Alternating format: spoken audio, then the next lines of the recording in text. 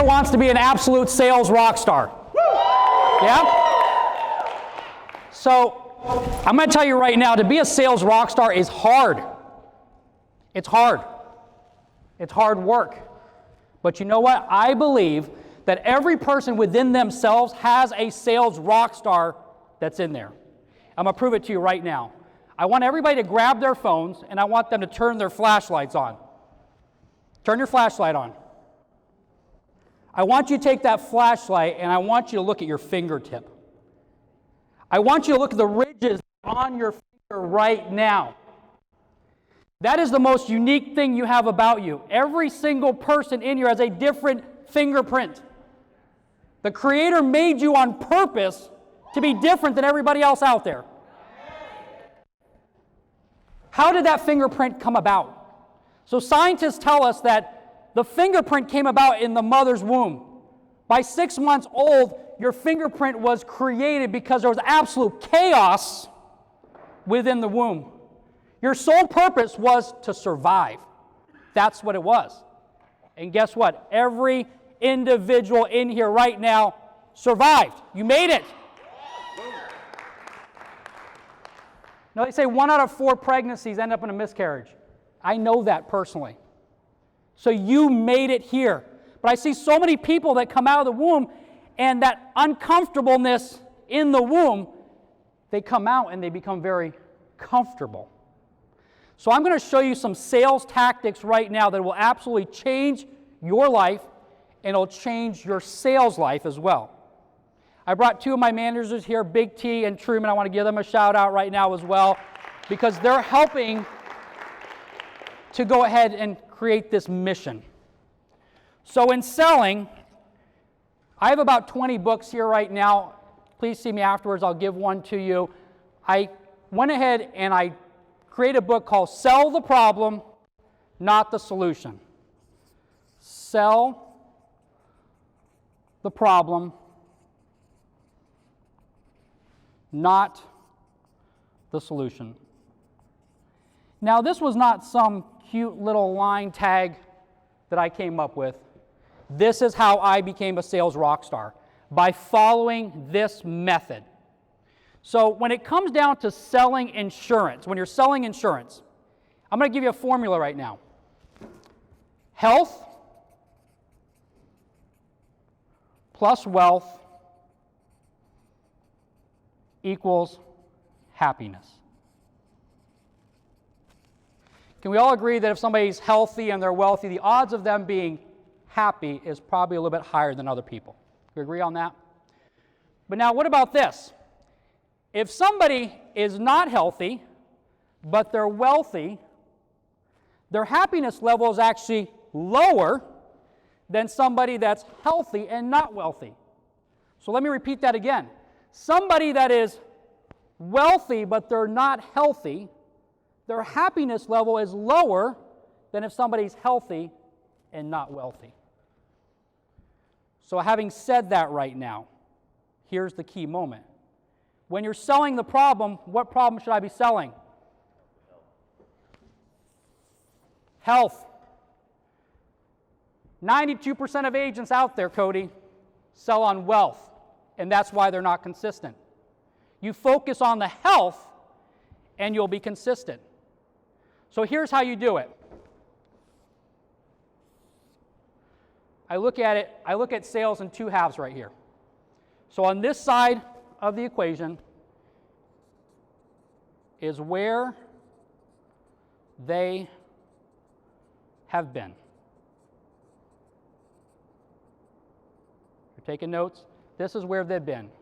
Right here is where they are at. On the right side is where they are going.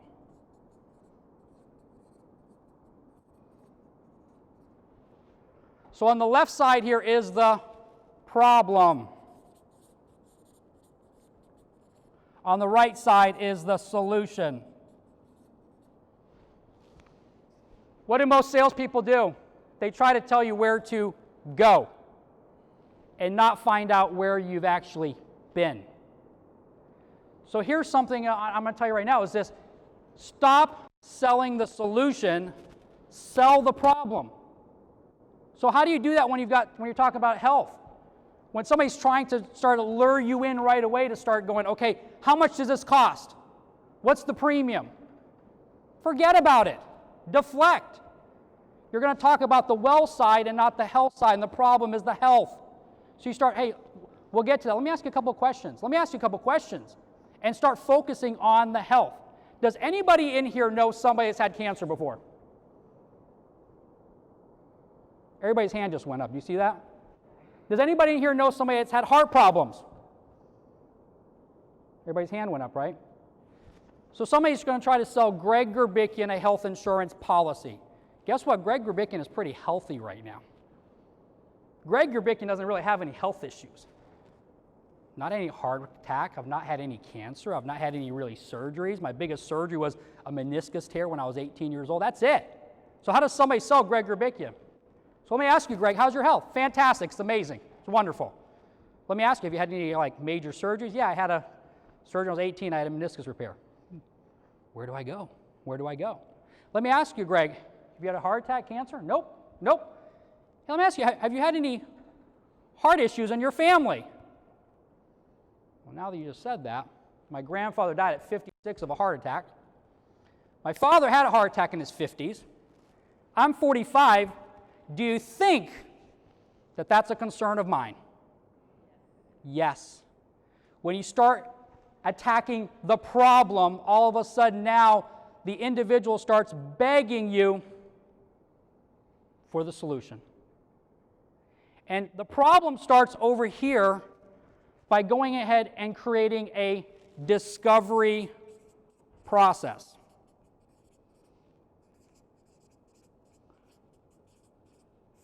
You have to have a discovery process in place that you implement on every single sale. So here's something that is really, really interesting. Does anybody in here think that McDonald's has the best hamburgers on the entire planet? But they sell more hamburgers than anybody on the planet. But why don't they have the best hamburgers? It's because Ray Kroc, when he took over McDonald's, created a process. I call it the sales hamburger process. He made sure that whether you were in Florida, in Orlando, having a Big Mac, or you were in Atlanta, or you were in Louisville, Kentucky, that McDonald's tasted the exact same way. So let me ask you, if the McDonald's tasted different in every single location, would McDonald's be what they are today? Absolutely not. But most salespeople have a different process on every single phone call. I can say that because I've listened to thousands and thousands and thousands of phone calls, and they're all over the board. So how can you know when you need to get better, what to do better, if every single time it's always, always different? So I'll tell you my process when I was selling on the phone all the time. I had 3 things that I had to get at the beginning of the phone call. So whatever you were saying, la, la, la, la, la, I wasn't paying attention. I was literally focused on getting to these 3 things. So the first thing I wanted to know was this. What's your zip code? What's your address? If I don't know where you live, I don't have a right to sell you. I do not have a right to sell you. I have so many sales calls I've listened to. They're 20 minutes on phone call and now finding out where the person lives. You cannot be successful that way. You have to connect with the other person. You have to sell the relationship, not transactionally. You have to connect with the person. So I would always, at the end of the day, try to go ahead and connect with somebody on their zip code. I'm in Tampa, Florida. Somebody calls me up. Oh, you're in Tampa, Florida. Hey, let me ask you, are you a big Brady fan? Oh, yeah, I'm a huge Brady fan, man. We won the Super Bowl. That's really cool. When you're connecting with somebody over the phone, keep it to 15 seconds. Do not go any further than that. You want to connect, but you don't want to go down a rabbit hole that ends up nowhere. So you just want to quickly connect. Oh, man, that's cool. You can jump in and change the conversation. Second thing I would try to do is this. Get to the date of birth as quickly as possible. Whether you've got a lead form that has the date of birth on there or you don't have anything in front of you, verify make sure you've got the date of birth. Because guess what? I've sold more sales in my life on the date of birth than probably anything else. You want to know how? If you're born in the month of December, because I'm born in the month of December. Anybody here in December? Boom, boom. We all, look at this. We all have something in common. You know that. We're all in the same fraternity, same sorority. We've been gypped on our birthday and Christmas present. Well, Christmas and birthday. Correct. I'm born on December 22nd. 27th. So yeah, we're kind of close there. But I'm going to beat you. Because my parents were done having kids. I was 9 years old, and my sister came along. She was born December 20th. So you think how bad things got for me after 9 years old. Like this love-hate relationship with my sister. So connecting on the date of birth. In the month, so if you're born in December, I'm closing you. It's a done deal. If you're born in the month of March, it's a done deal. March is a done deal. Why March, Greg? What's special in March? So my wife's birthday is March 5th. My son's birthday is March 19th. And my anniversary is March the 21st. Not that big of a deal, right? Well, let me tell you what it is. So I tell somebody, oh, you're born March 15th. That's awesome. Let me tell you about my story. My wife's born on March 1st. My son's born on March 19th. And my wedding anniversary is on March 21st. That's cool, whatever. Let me tell you how I selected my anniversary date. We're both sitting in front of the wedding planner. We're looking at the calendar, and all of a sudden, we're looking at January, February, March, April, May, and I go right to March 21st, and I put my hand right there. I said, honey, we're getting married on March 21st. The wedding planner looks at me. She looks at me. It's a Thursday. March 21st? I go, honey, if there's a point in time where I can't remember that my anniversary is 3/2/1, it's time to put me in the old folks' home. So do you think I'm selling this person right now after that? Yeah. Correct. I've connected with them on something that's so stupid because I had a process in place. I had something that I followed. It was my North Star in every phone call. So whatever happened, I would be able to come back to this point. It was my sales hamburger. So whatever you're selling, sit down and write down your process of exactly what you're doing and follow it on every single phone call. You start pulling my phone calls, they sound exactly the same. But I make them special when I'm talking to somebody because I connect with them. Why does somebody get up and do a performance of Hamlet over and over and over again, the same exact thing, but it sounds incredible if you're in the audience? Because they treat every interaction as a unique performance. And that's what it is. Every sales call is a unique performance that you have with that individual. And so your purpose is to help somebody else out. But if you're not doing a process in place, you don't have a discovery process in place, you're not going to be prepared to help that person out. Third thing I would do is find out their Medicare status. And then from there, I would just start asking the discovery questions. We have a list of discovery questions that we have at our office that all of our agents try to go through to get to find out what is the problem. So stop selling the solution. You've got the solution. You don't have to start saying, well, I work for all the greatest insurance companies out there. I represent Mutual, Aetna, all these different companies. Why bring that up? You've got the solution. You've got it. Sell the problem. So I learned something from an individual that I think really applies right now. His name is Thomas Anderson, a.k.a. Neo. You might better recognize him from his movies, The Matrix, Matrix Reloaded, Matrix Revolution, and next month, Matrix Resurrections. Thomas Anderson is a computer programmer, part-time computer hacker, that's whisked away into this virtual reality world called the Matrix. And when Thomas Anderson gets to this world, he finds out that there's actually a world behind the world that he knows. And in this world, he finds out that there's a power that he never ever knew existed. He also finds out that there's a love that he never could have ever imagined. And her name is Trinity. And in this world, there's absolute chaos that's happening where the computers are trying to go ahead and destroy this world. and he's ushered in front of a gentleman called Morpheus. And when he gets in front of Morpheus, Morpheus says, Neo, we've been waiting for you. You're the one. You're the one. See, Neo, in this world that we have right now, there's a lot of chaos going on, but we were praying for somebody to come and save us. Somebody that come and bring peace and victory to us. But Neo, let me tell you something right now. There's this dude called Agent Smith, and he hates you.